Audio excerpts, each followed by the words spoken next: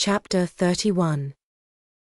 My home then, when I at last find a home, is a cottage, a little room with whitewashed walls and a sanded floor, containing 4 painted chairs and a table, a clock, a cupboard, with 2 or 3 plates and dishes, and a set of tea things in delf. Above, a chamber of the same dimensions as the kitchen, with a deal bedstead and chest of drawers. Small, yet too large to be filled with my scanty wardrobe, though the kindness of my gentle and generous friends has increased that, by a modest stock of such things as are necessary. It is evening. I have dismissed, with the fee of an orange, the little orphan who serves me as a handmaid. I am sitting alone on the hearth. This morning, the village school opened. I had 20 scholars, but 3 of the number can read, none write or cipher. Several knit, and a few sew a little. They speak with the broadest accent of the district. At present, they and I have a difficulty in understanding each other's language. Some of them are unmannered, rough, intractable, as well as ignorant, but others are docile, have a wish to learn, and evince a disposition that pleases me. I must not forget that these coarsely clad little peasants are of flesh and blood as good as the scions of gentlest genealogy, and that the germs of native excellence, refinement, intelligence, kind feeling, are as likely to exist in their hearts as in those of the best born. My duty will be to develop these germs. Surely I shall find some happiness in discharging that office.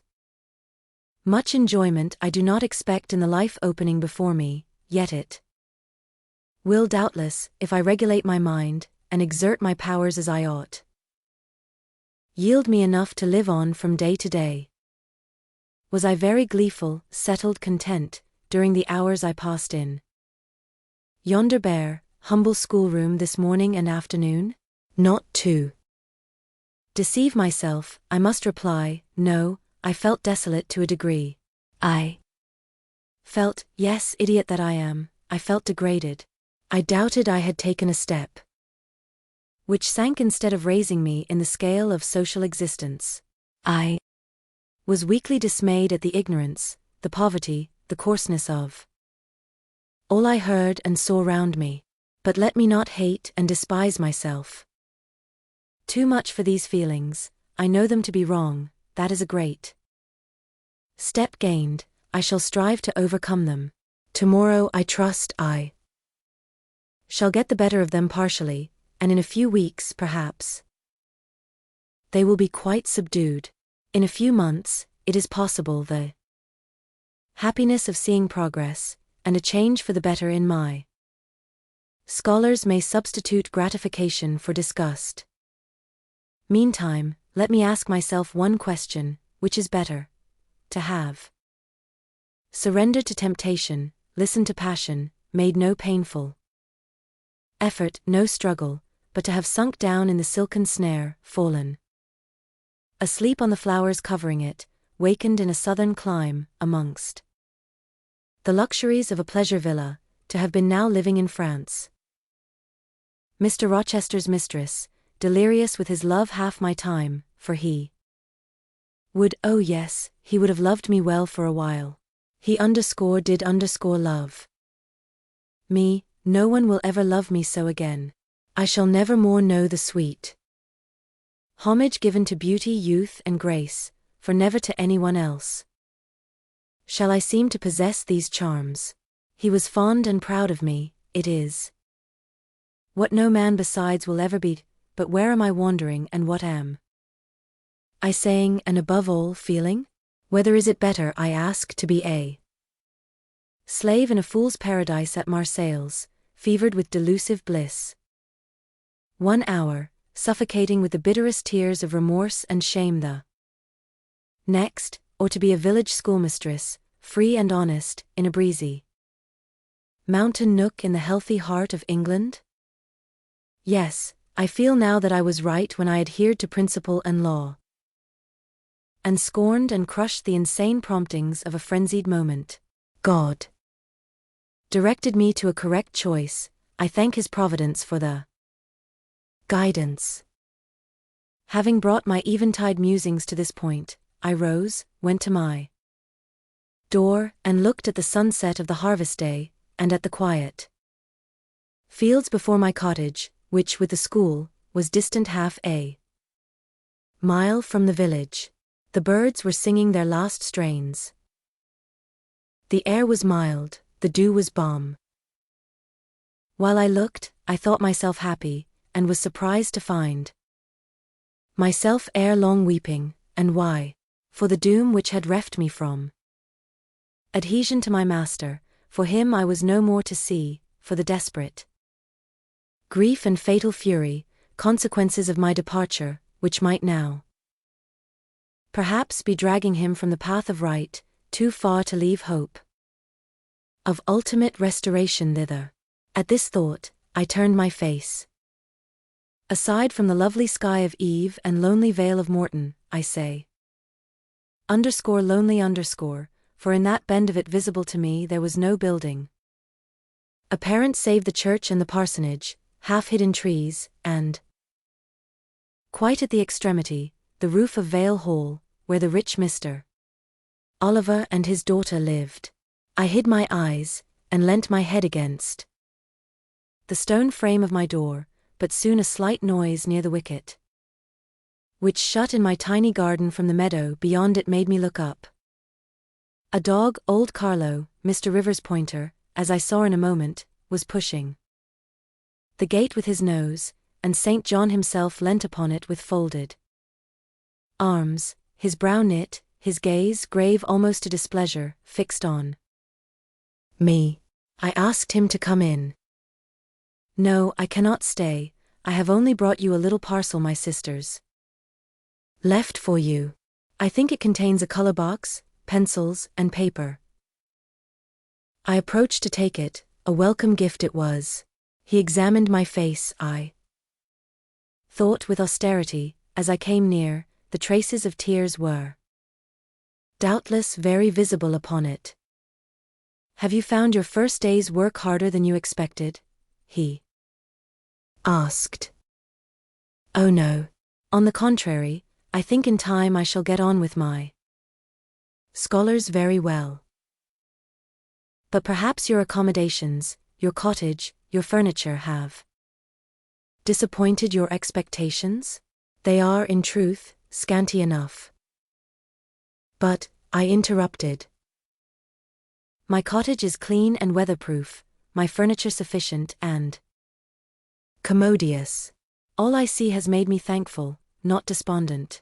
I am not absolutely such a fool and sensualist as to regret the absence of a carpet, a sofa, and silver plate. Besides, 5 weeks ago I had nothing. I was an outcast, a beggar, a vagrant. Now I have acquaintance, a home, a business. I wonder at the goodness of God, the generosity of my friends, the bounty of my lot. I do not repine. But you feel solitude and oppression? The little house there behind you is dark and empty. I have hardly had time yet to enjoy a sense of tranquility, much less to grow impatient under one of loneliness. Very well, I hope you feel the content you express. At any rate your good sense will tell you that it is too soon yet to yield to the vacillating fears of Lot's wife. What you had left before I saw you, of course I do not know, but I counsel you to resist firmly every temptation which would incline you to look back. Pursue your present career steadily, for some months at least. It is what I mean to do, I answered. St. John continued. It is hard work to control the workings of inclination and turn the bent of nature, but that it may be done, I know from experience. God has given us in a measure the power to make our own fate, and when our energies seem to demand a sustenance they cannot get, when our will Strains after a path we may not follow, we need neither starve from inanition, nor stand still in despair, we have but to seek another nourishment for the mind, as strong as the forbidden food it longed to taste, and perhaps purer, and to hew out for the adventurous foot a road as direct and broad as the one fortune has blocked up against us, if rougher than it. A year ago I was myself intensely miserable, because I thought I had made a mistake in entering the ministry, its uniform duties wearied me to death. I burnt for the more active life of the world, for the more exciting toils of a literary career, for the destiny of an artist, author, orator, anything rather than that of a priest, yes, the heart of a politician, of a soldier, of a votary of glory, a lover of renown. A lustre after power beat under my curate surplice. I considered, my life was so wretched, it must be changed, or I must die. After a season of darkness and struggling, light broke and relief fell, my cramped existence all at once spread out to a plain without bounds, my powers heard a call from heaven to rise, gather their full strength, spread their wings, and mount beyond ken.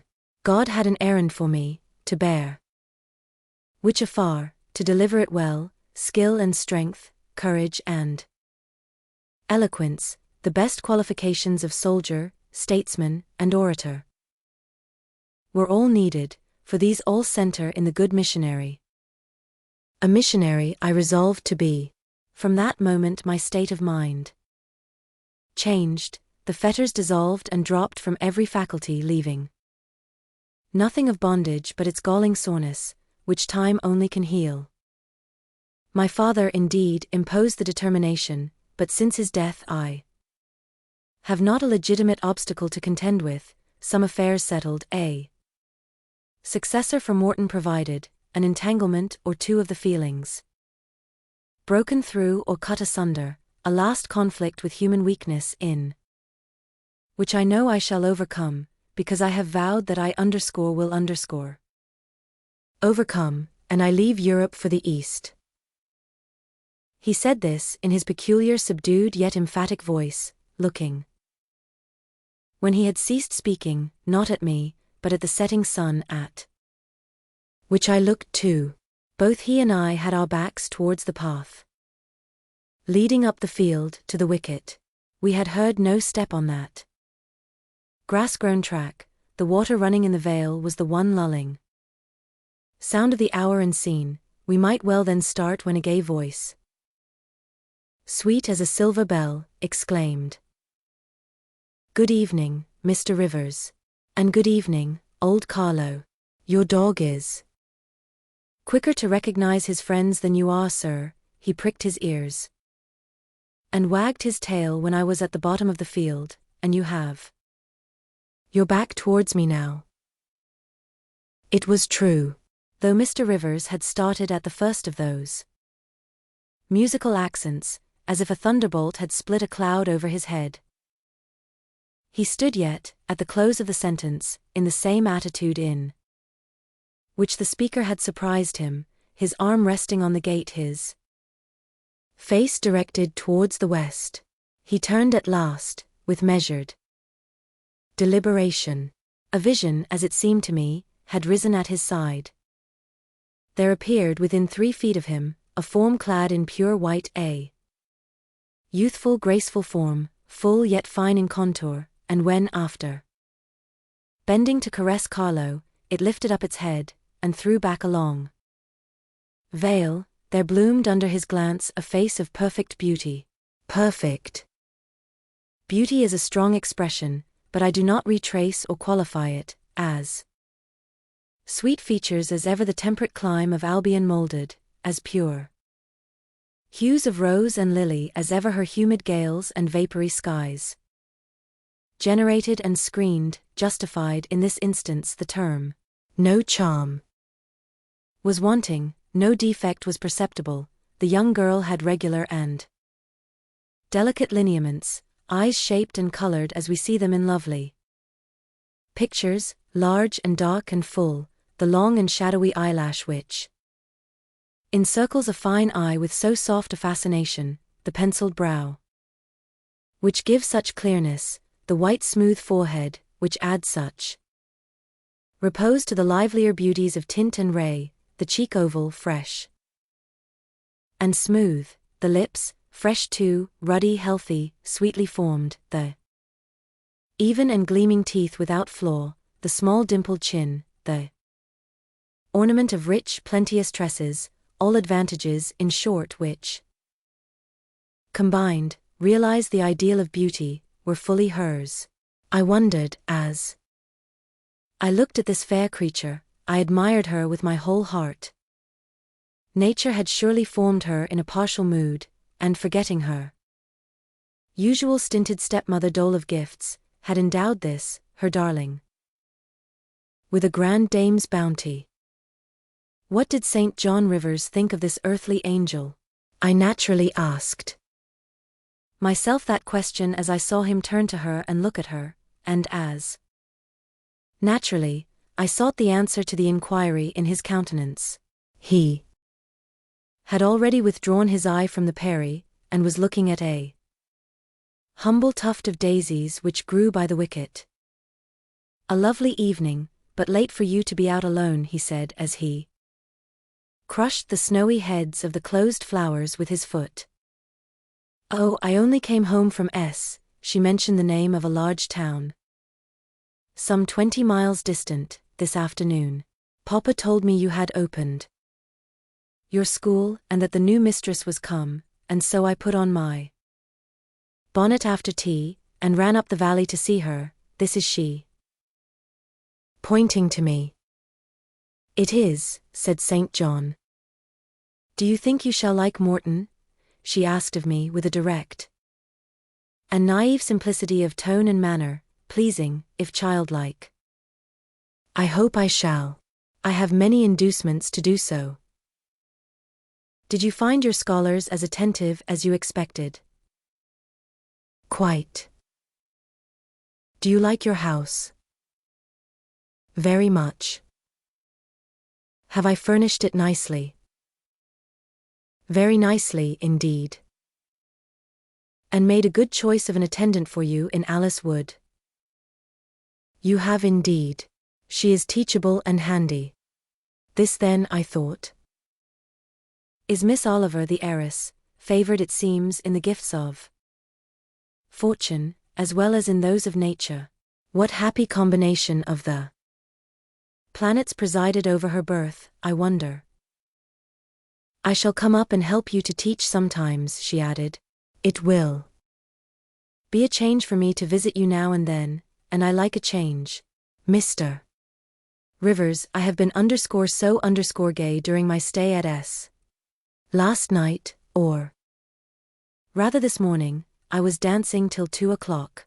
The Th Regiment are stationed there since the riots, and the officers are the most agreeable men in the world. They put all our young knife grinders and scissor merchants to shame.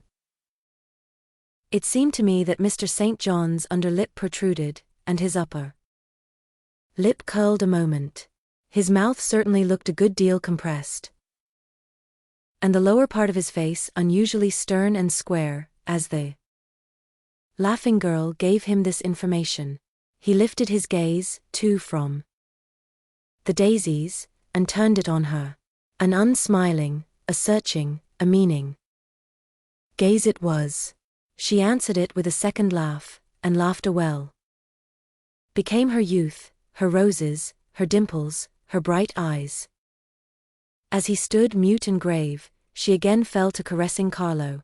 Poor Carlo loves me, said she. He is not stern and distant to his friends, and if he could speak, he would not be silent. As she patted the dog's head, bending with native grace before his young and austere master, I saw a glow rise to that master's face. I saw his solemn eye melt with sudden fire, and flicker with resistless emotion. Flushed and kindled thus, He looked nearly as beautiful for a man as she for a woman. His chest heaved once, as if his large heart, weary of despotic constriction, had expanded, despite the will, and made a vigorous bound for the attainment of liberty. But he curbed it, I think, as a resolute rider would curb a rearing steed.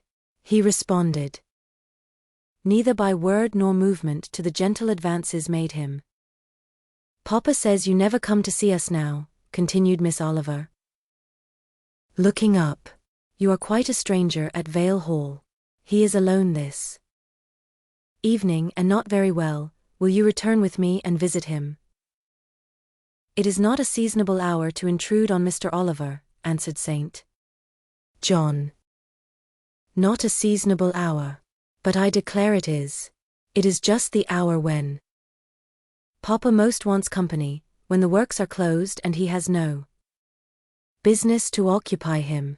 Now, Mr. Rivers, do come. Why are you so very shy and so very somber?" She filled up the hiatus his silence left by a reply of her own. "I forgot," she exclaimed, shaking her beautiful curled head as if shocked at herself. "I am so giddy and thoughtless. Excuse me. It had slipped my memory that you have good reasons to be indisposed for joining in my chatter. Diana and Mary have left you, and Moor House is shut up, and you are so lonely. I am sure I pity you. Do come and see Papa." "Not tonight, Miss Rosamond, not tonight." Mr. St. John spoke almost like an automaton, himself only knew the effort it cost him thus to refuse. "Well, if you are so obstinate, I will leave you, for I dare not stay any longer. The dew begins to fall. Good evening." She held out her hand. He just touched it. "Good evening," he repeated, in a voice low and hollow as an echo. She turned, but in a moment returned. "Are you well?" she asked. Well might she put the question. His face was blanched as her gown. "Quite well," he enunciated, and with a bow he left the gate. She went one way, he another. She turned twice to gaze after him as she tripped fairy-like down the field. He, as he strode firmly across, never turned at all. This spectacle of another's suffering and sacrifice wrapped my thoughts from exclusive meditation on my own. Diana Rivers had designated her brother inexorable as death. She had not exaggerated.